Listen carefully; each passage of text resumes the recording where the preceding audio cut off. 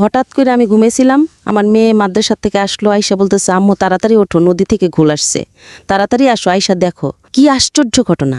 আমরা রুমের ভিতরে গেলাম, আমার ছেলে মেয়ে বলতেছে আম্মু তুমি তাড়াতাড়ি বের হয়ে আসো, নদীতে আমাকে বিল্ডিং লয়ে যেতেছে, বাইর হয়ে আসো।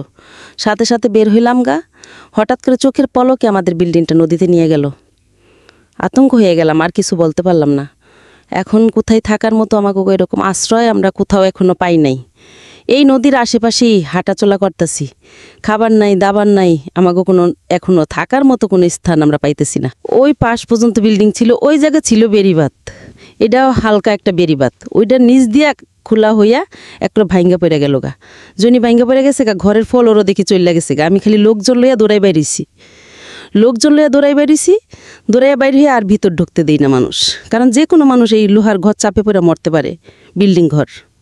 পরে সব মালামাল চলে গেছে গা, কিন্তু এই বাঁধটা যদি শক্ত থাকতো এই কাজগুলো হইতো না। আমরা বন্ধু বান্ধবের বাড়িতে আসি, ওই পাশেই মালামাল বাইরে রেখে আমরা বাইরে দিন কাটাইতেছি। জামু কোন এইটাই তোর ঠিকানা নাই, সব তো নিঃস্ব।